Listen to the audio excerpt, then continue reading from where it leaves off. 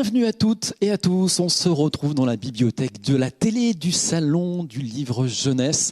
Je suis toujours avec Alice, comédienne qui nous fait des lectures, dédicaces, et on la remercie. À tout de suite, Alice. Mais avant, on va retrouver un invité mystère, un invité en visio.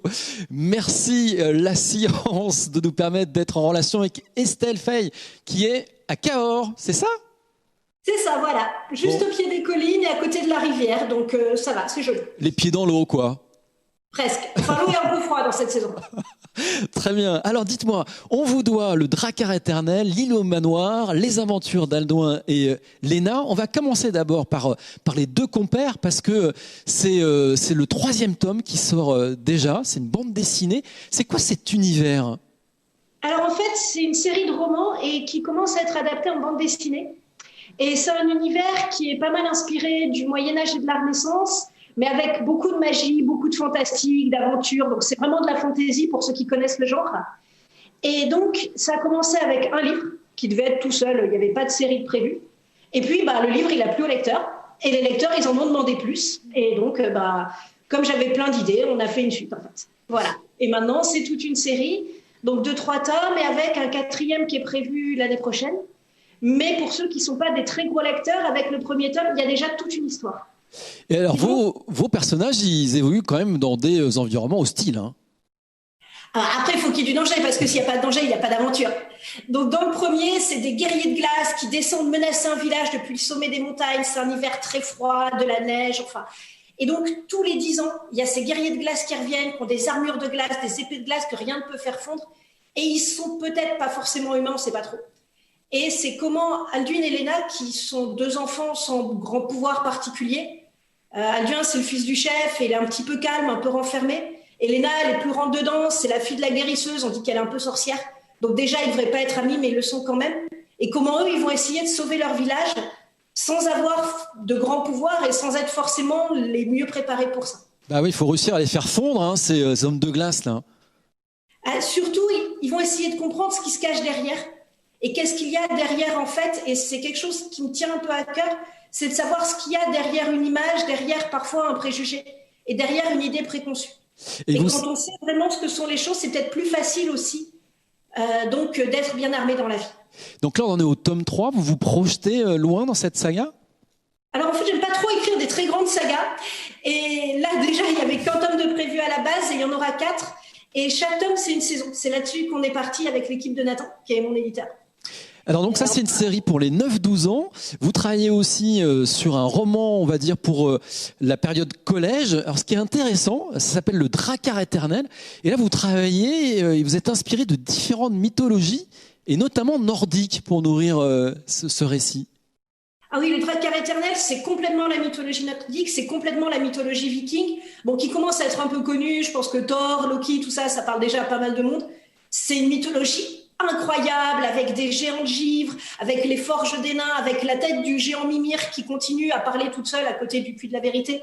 Enfin, c'est un univers fabuleux, mais au mine de rien, il n'y a pas encore tellement de romans, vraiment de romans d'aventure fantastiques pour les jeunes ados, pour les collégiens.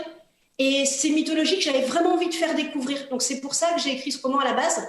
Et puis parce que ça fait voyager, enfin on est sur l'océan au milieu des tempêtes, on est sur des îles maudites, voilà, on quitte vraiment le quotidien quoi, dans ce livre. Mais comment ça vous vient ? C'est incroyable cet univers que vous construisez, c'est Cahors, expliquez-nous. En fait j'ai toujours eu des histoires dans la tête, depuis que je suis toute petite. Et j'ai un ami musicien, il a toujours de la musique dans la tête, moi c'est des histoires. Et j'ai eu la chance avec mes parents de beaucoup voyager, j'ai beaucoup lu aussi. Et tout ça vraiment, ça a nourri mon imaginaire. Je continue de voyager quand je peux, de rencontrer des gens, et c'est tout ça en fait, c'est tous ces voyages, toutes ces rencontres, toutes ces mythologies de tous les coins du monde que j'adore découvrir aussi, qui nourrissent vraiment mes histoires. Et après, je fais pas exprès, les histoires elles viennent, souvent elles viennent quand je discute avec quelqu'un. Le Drakkar éternel, c'était une discussion avec une libraire où on commençait à parler de mythologie nordique, et j'ai eu cette histoire dans la tête, j'ai les personnages qui tout à coup ils apparaissent dans ma tête et ils commencent à me parler. Alors dit comme ça fait peut-être un peu bizarre, mais c'est un peu comme ça que ça se passe en fait. Voilà. Je vous confirme, c'est bizarre. Et maintenant, quand je parle avec vous, je me dirais toujours, elle est en train de penser à son prochain livre. Toujours un peu, il y a les prochains livres au fond, et il y a vraiment, j'ai l'impression qu'à un moment, mes héros, ils sont là, ils cognent, ils veulent sortir, ils veulent que j'arrive dans l'histoire, donc bah, je suis bien obligée de le faire, quoi. C'est bien, il faut les laisser sortir, c'est important. Alors vous connaissez évidemment le salon, l'instant pépite, c'est le moment où on a nos jeunes jurés qui nous parlent d'un livre. Alors on va voir si ce livre pourrait vous inspirer d'autres idées. On va tout de suite retrouver Claire Vie qui nous parle de Soroctone, c'est le volume 1 d'Erdogan Surcouf aux éditions d'Argo. Bonjour, j'ai lu les Soroctones et j'ai plutôt bien aimé. J'avoue, au début, quand j'ai découvert la couverture, j'étais intriguée, je me suis dit non mais qu'est-ce que c'est que ça?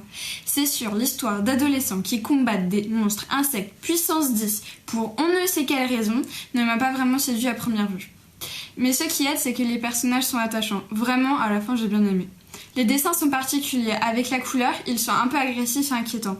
En fin de compte, je trouve qu'ils correspondent vraiment bien à la BD. Ils illustrent ce monde fantastique où règne la loi du plus fort. Bon, j'ai fini. Vous reste plus qu'à lire. Voilà, fini. Merci Claire Vie.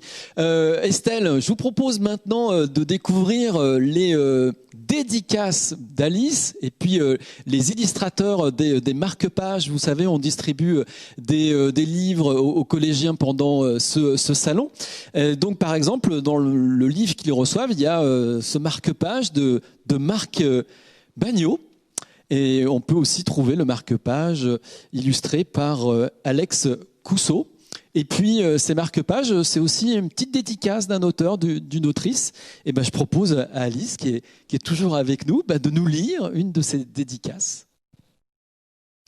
Ceci est un livre pour toi, un livre que tu peux garder, prêter, relire ou ranger. Un livre qui t'accompagnera peut-être longtemps. J'espère en tout cas qu'il t'amènera en voyage, même si ça n'est pas très loin, qu'il t'emportera avec lui dans cette histoire que j'ai imaginée pour toi, et à laquelle tu pourras inventer une suite. Je te souhaite une bonne lecture. Anne-Gaëlle Balp. Un jour, un livre m'a ouvert. Ma couverture était quelconque, mais c'était l'intérieur qui l'intéressait.